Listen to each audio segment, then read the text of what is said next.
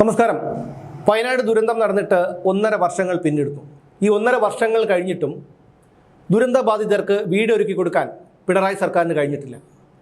ഒന്നും രണ്ടുമല്ല, 850 കോടിയിലധികം രൂപയാണ് വയനാട് ദുരന്തത്തിൻ്റെ പേരിൽ മുഖ്യമന്ത്രിയുടെ ദുരിതാശ്വാസ നിധിയിലേക്ക് ഒഴുകിയെത്തിയത്. 1.5 വർഷം കഴിഞ്ഞിട്ടും ഇതുവരെ കഴിഞ്ഞിട്ടില്ല ഈ വീടുകൾ നിർമ്മിച്ചു കൊടുക്കാൻ. ഈ കഴിഞ്ഞ മാർച്ച് 1-ാം തീയതിയാണ് തെരഞ്ഞെടുപ്പ് മുന്നിൽ കണ്ടുകൊണ്ട് 178 വീടുകളുടെ നിർമ്മാണം പൂർത്തിയായെന്ന് പറഞ്ഞ് പിണറായി വിജയൻ പരിവാര സമേതം അവിടെ എത്തി താക്കോൽ ദാനം നിർവഹിച്ചത്. പിന്നീടാണ് മനസ്സിലാകുന്നത് 40 വീടുകളുടെ നിർമ്മാണം മാത്രമേ വാസയോഗ്യമായിട്ടുള്ളൂ, ബാക്കിയുള്ളത് നിർമ്മാണം നടന്നുകൊണ്ടിരിക്കുകയാണ്. അപ്പോൾ നടത്തിയത് ഒരു പ്രഹസനമാണ്.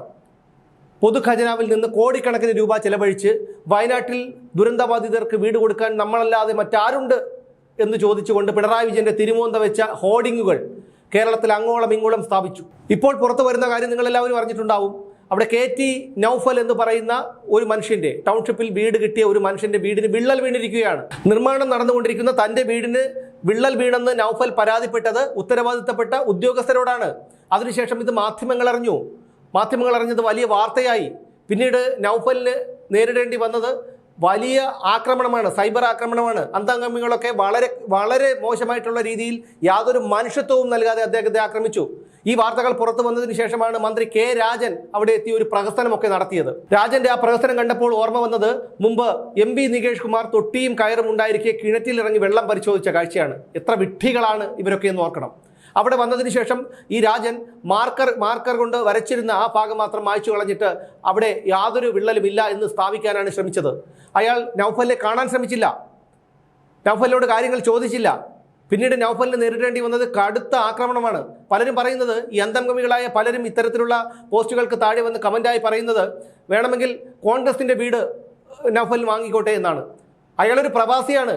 14 കുടുംബങ്ങളെയാണ് അയാൾക്ക് ആ ഒരു ദുരന്തത്തിൽ നഷ്ടപ്പെട്ടത്. അയാൾ നിർമ്മിച്ചുകൊണ്ടിരുന്ന പുതിയ വീട് ഒലിച്ചുപോയി. ആ മനുഷ്യനോടാണ് ഈ തെമ്മാടിക്കൂട്ടങ്ങൾ ഇത്തരത്തിൽ പെരുമാറുന്നത്. നിങ്ങളെ ഒന്നും തറവാട്ടിൽ നിന്ന് കൊണ്ടുവന്നതല്ല ഈ പണം. കേരളത്തിലെ വ്യവസായികളും മതസംഘടനകളും സാമുദായിക സംഘടനകളും വ്യക്തികളും അടക്കം കൊടുത്ത പണമാണ്. ആ പണത്തിൽ നിന്നാണ് തുച്ഛമായ പണം എടുത്തിട്ട് വീടുകൾ നിർമ്മിച്ചു കൊടുക്കുന്നത്. ബാക്കി പണം എവിടെ? ബാക്കി പണം എന്തു ചെയ്തു? ഒരാൾക്ക് 1 കോടി രൂപ വെച്ച് കൊടുത്തിരുന്നെങ്കിൽ പോലും മുഖ്യമന്ത്രിയുടെ ദുരിതാശ്വാസ നിധിയിലേക്ക് വയനാട് ദുരന്തത്തിൻ്റെ പേരിൽ വന്ന പണത്തിൻ്റെ പകുതി പോലും ആകുമായിരുന്നില്ല എന്നുള്ളതാണ്. ഈ K. രാജൻ നൗഫലിന്റെ വീട് സന്ദർശിച്ചു. പക്ഷേ കൂടുതൽ വെള്ളം കിനിഞ്ഞിറങ്ങുന്ന തൊട്ടടുത്ത മുറിയിൽ അദ്ദേഹം പോയില്ല. പകരം അവിടെ വിള്ളലൊന്നുമില്ല, ഇതൊക്കെ വെറും പ്രഹസനമാണ്, വെറും കള്ളമാണെന്ന് വരുത്തി തീർത്തുകൊണ്ട് നൗഫലിനെ ഒരു കോൺഗ്രസ്സുകാരനായി ചിത്രീകരിക്കാനാണ് ഇവരൊക്കെ ശ്രമിച്ചത്. ഇതെന്ത് ന്യായമാണ്? യഥാർത്ഥത്തിൽ വിള്ളൽ വീണ ഭാഗം, ആ മുറി K. രാജൻ പരിശോധിച്ചില്ലെന്നും മന്ത്രിയുടെ കിളി പോയിരിക്കുകയാണെന്നും നൗഫൽ പറഞ്ഞതാണ് ഈ അന്തം കമ്മികളെ പ്രകോപിപ്പിച്ചത്. എങ്ങനെ പറയാതിരിക്കും? ഇത്രയും പണം കിട്ടിയിട്ട് ആ പണം ചെലവാക്കാതെ എന്തോ ഒരു പ്രഹസനം കാണിച്ചു കൂട്ടി 1,00,000 വീടുകൾ പോലെ ഇത്തരത്തിൽ വീട് നിർമ്മിച്ചു കൊടുക്കുന്നതാണോ ചെയ്യേണ്ടത്? അവരവർക്ക് ഇഷ്ടമുള്ള സ്ഥലത്ത് പോയി താമസിക്കാൻ ഓരോ കോടി രൂപ വെച്ച് കൊടുക്കാമായിരുന്നില്ലേ? ആ പാവങ്ങൾ എവിടെയെങ്കിലും പോയി ജീവിക്കുമായിരുന്നല്ലോ. ഇവിടെ ഓരോരുത്തരുടെ മക്കളെ മാസപ്പടി വാങ്ങിയതിൻ്റെ പേരിൽ ചോദ്യം ചെയ്യാൻ വിളിപ്പിക്കുമ്പോൾ പോലും വേദനയാണ്. അങ്ങനെയുള്ളിടത്താണ് 16 കുടുംബാംഗങ്ങളെ നഷ്ടപ്പെട്ട ഒരു മനുഷ്യനെ ഇത്തരത്തിൽ വേട്ടയാടുന്നത്. ഒരിക്കലും അംഗീകരിക്കാൻ കഴിയുന്ന ഒരു കാര്യമല്ല. നിങ്ങളുടെ ഒന്നും വീട്ടിൽ നിന്ന് കൊണ്ട് കൊടുക്കുന്ന പണമല്ല നൗഫലിനെ പോലെയുള്ളവർക്ക് വീട് നിർമ്മിച്ചു കൊടുക്കുന്നത്. കേരളത്തിലും ലോകത്തിലുമുള്ള സാധാരണക്കാരായ മലയാളികൾ അയച്ചു കൊടുത്ത പണമാണ്. ആ പണം കൊണ്ടാണ് ഇത്തരത്തിൽ വീട് നിർമ്മിക്കുന്നത്. അത് നിങ്ങൾ മനസ്സിലാക്കണം. ഇതൊന്നും അംഗീകരിച്ച് തരാൻ കഴിയുന്ന കാര്യങ്ങളല്ല. തെറ്റ് പറ്റിയത് കേരളത്തിലെ ജനങ്ങൾക്കാണ്. വീണ്ടും മുഖ്യമന്ത്രിയുടെ വാക്ക് വിശ്വസിച്ചുകൊണ്ട് ഇത്തരത്തിൽ പണം നൽകി. ആ പണം കൊടുത്തത് പലരും മനസ്സോടെയല്ല, പലരെയും വിരട്ടി വാങ്ങിയതാണ്. വ്യവസായികളും മറ്റുള്ള ആൾക്കാരുമൊക്കെ ഇത്തരത്തിൽ സമ്മർദ്ദം മൂലമാണ് പണം കൊടുത്തത്. പലരും അവരുടെ സ്വന്തം നിലയ്ക്ക് വീടുകൾ നിർമ്മിച്ചു നൽകാമെന്ന് പറഞ്ഞത് എന്തുകൊണ്ടാണ്? മുഖ്യമന്ത്രിയുടെ ദുരിതാശ്വാസ നിധിയിലേക്ക് പോകുന്ന പണം ശരിയായ രീതിയിലല്ല വിനിയോഗിക്കുന്നതെന്നും അത് വകമാറ്റി ചെലവഴിച്ചതെന്നും പ്രളയത്തിലും ഓഖിയിലും ഒക്കെ കിട്ടിയ ദുരിതാശ്വാസ നിധിയുടെ കണക്കുകൾ നോക്കിയാൽ നമുക്ക് ബോധ്യമാകും. അത് സുതാര്യമല്ലായിരുന്നു. ആ കണക്കുകളൊന്നും സുതാര്യമല്ല. ഓഖി ദുരന്തത്തിൽ ലഭിച്ച പണം വകമാറ്റി ചെലവഴിച്ചെന്ന് വിവരാവകാശ രേഖകൾ പുറത്തു വന്നതാണ്.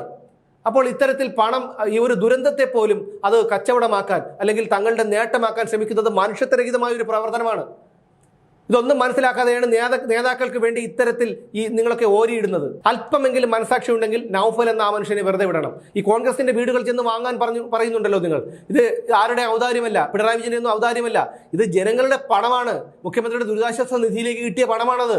അതുകൊണ്ട് ആ കാര്യമെങ്കിലും മനസ്സിലാക്കാനുള്ള വെളിവ് നിങ്ങളുടെ തലയ്ക്കുണ്ടാകണം. ഇത്തരത്തിൽ നിങ്ങൾ മറ്റുള്ളവർക്കെതിരെ കുപ്രചരണങ്ങൾ നടത്തി അവരെ ഭീഷണിപ്പെടുത്തി കാര്യം നേടാനൊന്നും ഇനി കഴിയില്ല. ആ കാലം കഴിഞ്ഞുപോയി. ജനങ്ങൾ അളമുട്ടിയിരിക്കുകയാണ്. അവർ പ്രതികരിച്ചു കഴിഞ്ഞാൽ നിങ്ങൾക്ക് താങ്ങാൻ കഴിയില്ല. അത് ഓർക്കുക, ഓർത്താൽ നിങ്ങൾക്ക് തന്നെ നല്ലത്.